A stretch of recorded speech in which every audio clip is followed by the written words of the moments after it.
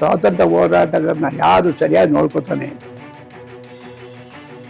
ಮೈಸೂರು ಸಿಟಿಯೊಳಗೆ 140 ಜನ ಸ್ವಾತಂತ್ರ್ಯ ಹೋರಾಟಗಾರ ಇತ್ತು ಸಿಟಿಲಿ.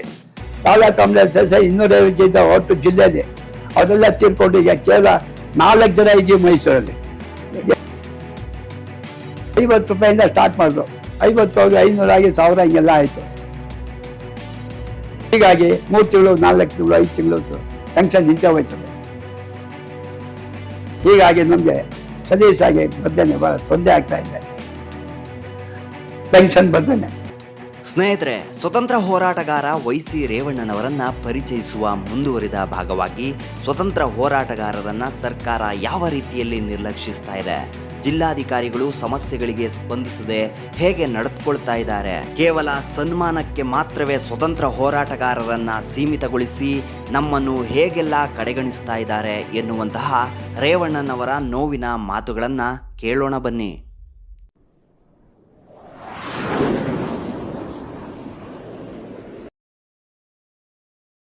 ನೀವು ಹೀಗೆಲ್ಲ ಕಷ್ಟಪಟ್ಟು ಸ್ವತಂತ್ರ ಹೋರಾಟಕ್ಕೆ ಧುಮುಕಿ ಎಲ್ಲ ಕಷ್ಟ ಎಲ್ಲ ಅನುಭವಿಸಿ ಸ್ವತಂತ್ರವನ್ನ ತಂದುಕೊಟ್ರಿ.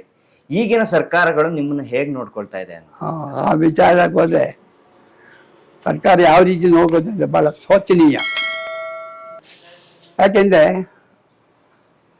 ಗುಂಡೂರಾವ್ ಕಾಲದಲ್ಲಿ ಮಿನಿಸ್ಟರ್ ಆಗಿದ್ದಾಗ ಸ್ವಾತಂತ್ರ್ಯ ಹೋರಾಟಗಾರರಿಗೆ ಪೆನ್ಷನ್ ಕೊಡಬೇಕು ಅಂತ 50 ರೂಪಾಯಿಂದ ಸ್ಟಾರ್ಟ್ ಮಾಡಿದ್ರು.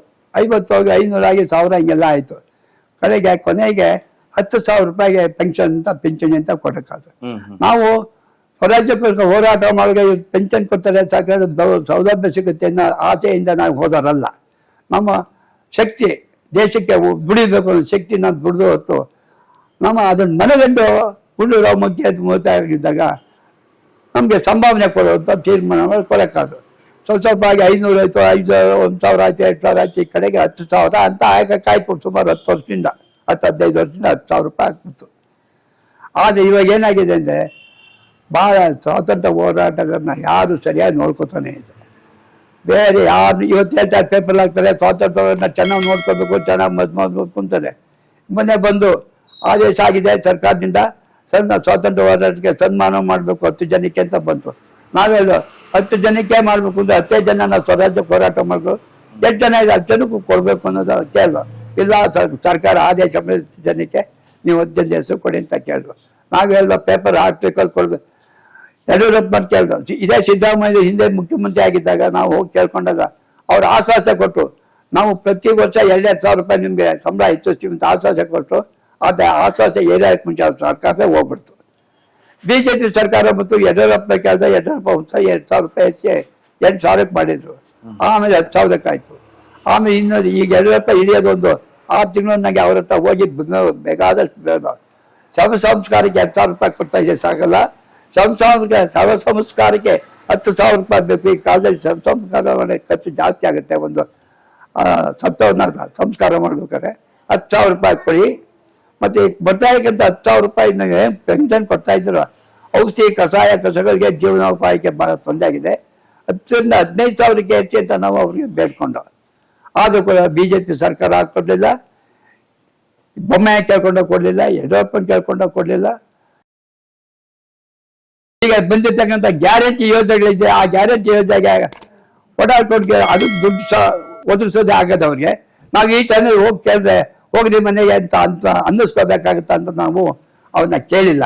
ಈ ಗ್ಯಾರಂಟಿ ಸ್ಕೀಮ್ ಕಡಿಮೆ ಮುಂದಿನ ಬಜೆಟ್ ಮತ್ತೆ ಶುರುವಾಗೋರಿಗೆ ನಾವು ಬದುಕಿದ್ರೆ ಸಿದ್ದರಾಮಯ್ಯನವ್ರಿಗೆ ಹೋಗಿ ನಾವು ದಯವಿಟ್ಟು ಹಿಂದೆ ನೀವು ಹೇಳಿದ್ರೆ ನಮ್ಗೆ ಆಗಲ್ಲ, ನಾವು ಇರೋದಕ್ಕೆ ನೀವು ಸ್ವರಾಜ್ಯ ಬಂದೆ ಇವತ್ತು 76 ವರ್ಷ ಅವ್ರಿಗೆ ಆ ಸ್ವರಾಜ್ಯ ಬಂದು ವರ್ಷ ಹುಟ್ಟಿರ್ತಕ್ಕಂಥವ್ರು ಸಿದ್ದರಾಮಯ್ಯನವರು. ಅವರನ್ನು ನಾವು ನೀವು ನಮಗೋಸ್ಕರ ನೀವು ಅನುಕೂಲ ಮಾಡಿ ನಮಗೆ ಪೆನ್ಷನ್ ಕೊಡಬೇಕು. ಮತ್ತು ಎಷ್ಟೋ ಜನ ಮೈಸೂರು ಸಿಟಿಯೊಳಗೆ 140 ಜನ ಸ್ವಾತಂತ್ರ್ಯ ಹೋರಾಟಗಾರರು ಇತ್ತು ಸಿಟಿಲಿ. ತಾಲೂಕು ಕಾಂಗ್ರೆಸ್ 250 ಇದ್ದ ಒಟ್ಟು ಜಿಲ್ಲೆಯಲ್ಲಿ ಅವರೆಲ್ಲ ತೀರ್ಕೊಂಡು ಈಗ ಕೇವಲ 4 ಜನ ಇದ್ದೀವಿ ಮೈಸೂರಲ್ಲಿ. ಸ್ವಾತಂತ್ರ್ಯ ಸತ್ತೋದೆಲ್ಲ ಅವ್ರು ಹಿಂತಿಯಾದಾಗ ಅವ್ರಿಗೆ ಪೆನ್ಷನ್ ಬರ್ತಾ ಇದೆ. ಆದರೂ ಕೂಡ ಪಾಪ ಕೆಲಸಕ್ಕೆ ಮನೆ ಇಲ್ಲ, ಮಠ ಇಲ್ಲ, ಗರ್ದಿರಿಲ್ಲ. ಈ ಕೊಡೋ 10,000 ರೂಪಾಯಿ ಜೀವನ ಮಾಡ್ತಕ್ಕಂಥ ವಿಧಿಯಲ್ಲಿ ಇದ್ದಾರೆ. ಆದರೂ ಕೂಡ ಅವರಿಗೆ ಗಮನ ಕೊಟ್ಟರೆ ಸರಿಯಾಗಿ ಕೊಡೋಕ್ಕಿಲ್ಲ. ಸ್ಟೇಜಿಂದ ನಾವು ಪೆನ್ಷನ್ ಪಡಿತಾ ಇದ್ದೋ ಭಾಳ ಸಲೀಸಾಗಿ ತಿಂಗಳು ಬರ್ತಾ ಇತ್ತು. ಆ ಪೆನ್ಷನ್ ತಲೆ ಹಾಕಿ ಡಿ ಸಿ ಮೂಲಕ ಕೊಡಂಗ್ ಮಾಡ್ಬಿಟ್ಟು ಹಿಂದೆ ಬಿಜೆಪಿ ಯಡಿಯೂರಪ್ಪ ಅವರು ನಮಗೆ ಎಷ್ಟು ಕೆಲಸ ಡಿ ಸಿ ಮೂಲಕ ಕೊಡಕ್ಕೆ ಡಿ ಸಿ ಮೂಲಕ ಕೊಡಕ್ಕದ ಡಿ ಸಿ ಕೆಲಸಗಾರರು ಬೇಕಾದಾಗ ಮಾಡೋಕ್ಕೆ ಇಲ್ಲ. ಹೀಗಾಗಿ 3 ತಿಂಗಳು 4 ತಿಂಗಳು 5 ತಿಂಗಳು ಪೆನ್ಷನ್ ನಿಂತೇ ಹೋಯ್ತದೆ. ನಾವು ಮೊನ್ನೆ ಎಲ್ಲ ಹೋಗಿ ಕೇಳ್ದೋ, ನೆನ್ನೆನೂ ಕೇಳ್ದೋ ಹೋಗಿ ಡಿ ಸಿ ಪಿ ಎಗೆ ಹೇಳ್ದೋ, ಈ ಥರ ನಮಗೆ ಪೆನ್ಷನ್ನೇ ಬಂದಿಲ್ಲ ಅಂದರೆ ಏನು ಮಾಡಿದ್ರು ಸೊಸೆಯಿಂದ ನಮಗೆ ಪೆನ್ಷನ್ ಕೊಡಿಗೆ ಫಂಡ್ ಬೇಕು, ಫಂಡ್ ಬಂದಿಲ್ಲ ಸರ್, ಫಂಡ್ ಬಂದಟ್ಟಿಗೆ ಕೊಡ್ತೀವಿ ಅಂತ ಫಂಡ್ ಮೇಲೆ ಸರ್ಕಾರ ಮೇಲೆ ಹಾಕ್ತಾ ಇದ್ದಾರೆ. ಹೀಗಾಗಿ ನಮಗೆ ಸಲೀಸಾಗಿ ಬರ್ತೇನೆ ಭಾಳ ತೊಂದರೆ ಆಗ್ತಾ ಇದೆ. ಫ್ರೀಡಮ್ ಫೈಟರ್ ಪೆನ್ಷನ್ ಸರಿಯಾಗಿ ಬಂದಿರ್ತಕ್ಕಂಥ ಅನೇಕ ಜನ ಹೆಂಗಸರು ಭಾಳ ಕಷ್ಟದಲ್ಲವ್ರೆ. ಅವರೆಲ್ಲ ಬಂದು ನಮಗೆ ಬಂದಿಲ್ಲ ಅಂತ ಹೇಳ್ತಾರೆ. ಆಗ ನಾವು ಡಿ ಸಿ ಆಫೀಸ್ಗೆ ಒಂದೊಂದು ಸಾಕಾಗಿದೆ, ಫಂಡ್ ಇಲ್ಲ ಅಂತ ಹೇಳ್ತಾ ಇದ್ದಾರೆ ಅಂತ ಅವ್ರಿಗೆಲ್ಲ ಸಮಾಧಾನ ಮಾಡಿ ಶಾಂತಿ ಮಾಡ್ತಾ ಇದ್ವಿ. ಈ ಪೈಕಿ ಒಬ್ಬರ ಭಾಳ ಕಷ್ಟದವರು ಚನ್ನಬಸಪ್ಪ ಅಂತ ಸತ್ತೋದು, ಅವರಂತೆ ಶಾರದಮ್ಮ ಅಂತ, ಅವ್ರಿಗೆ 6-7 ತಿಂಗಳ ಪೆನ್ಷನ್ನೇ ಬಂದಿಲ್ಲ.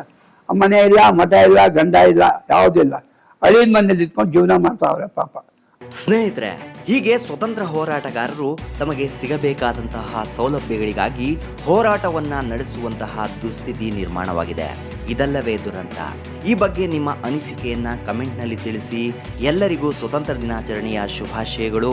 ಇದೇ ರೀತಿ ವಿಶೇಷವಾದ ವ್ಯಕ್ತಿಗಳನ್ನ ಪರಿಚಯಿಸ್ತಾ ಇರ್ತೀವಿ. ಮತ್ತೆ ಭೇಟಿಯಾಗೋಣ. ಜೈ ಹಿಂದ್, ಜೈ ಕರ್ನಾಟಕ ಮಾತೆ.